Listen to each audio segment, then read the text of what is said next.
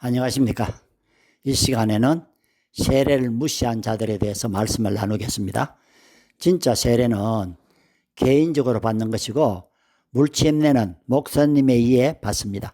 이 말은 예수님과 합하여 죽는 것은 죄에서 돌아선 회개를 통해 회개의 열매인 세례로 죄를 죽이고 그 죽인 죄를 묻으면 물속에 장사 지내야 합니다.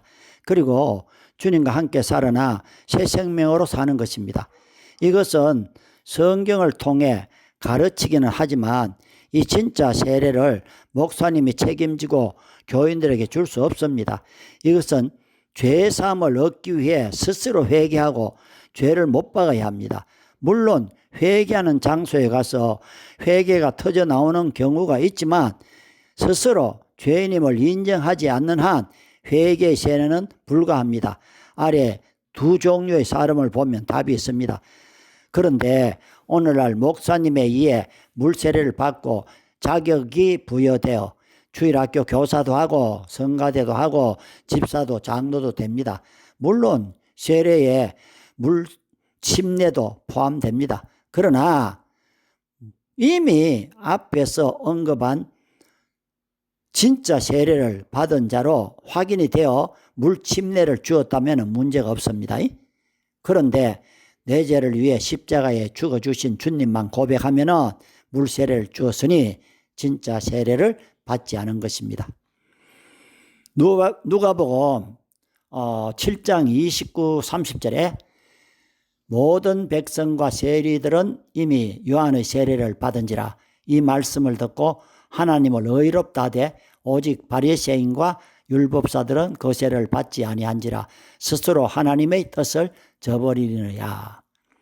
여기서 백성과 세리들은 죄사함을 얻게 하는 회개의 세례로 죄를 자복함으로 받았죠. 그러나 지도자들은 받지 않고 하나님의 뜻을 저버렸다고 했습니다.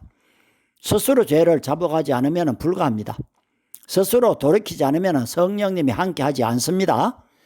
죄에서 돌아서는 회개는 어느 누구의 도움으로 되지 않습니다. 스스로 돌이켜 살지니라 라고 했습니다.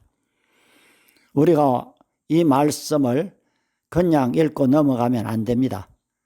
보시면은 요한의 회개의 세례를 이미 앞에서 언급했듯이 구속과 관련된 죄사함이 그의 사역이었기에 지도자들이 받지 않아 하나님의 뜻을 저버렸잖아요.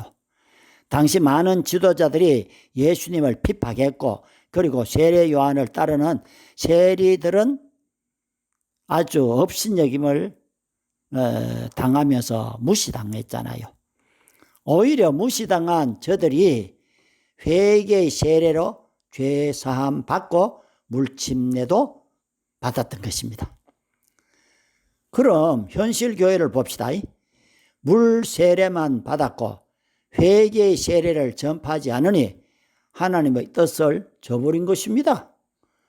그러면서 주님의 죽으심과 부활을 입으로 시인하면서 문제가 없다고 합니다. 왜냐하면 마음으로 믿고 입으로 시인하여 구원에 이른다고 했습니다. 그러나 믿고 입으로 시인한 자는 로마서 10장 8절 거기에 말씀이 내게 가까워 내 입에 있으며 내 마음에 있다 하였으니 곧 우리가 전파하는 믿음의 말씀이라. 마음에 있는 믿음의 말씀을 늘 묵상하며 그리스도가 그의 안에 계심으로 믿고 주님의 통치를 받는 자가 입으로 시인하는 것을 말합니다. 그러므로 먼저 회개의 세례로 죄사함 받는 것이 급선무입니다. 잘 보시면은 세례 요한과 주님은 회개하라 천국이 가까웠다는 같은 사역을 하셨습니다.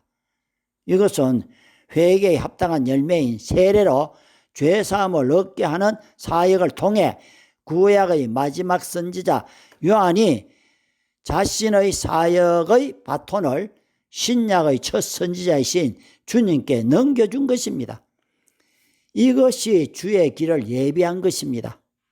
우리가 처한 현실은 죄사함을 얻게 하는 회개의 세례, 회개의 열매지요.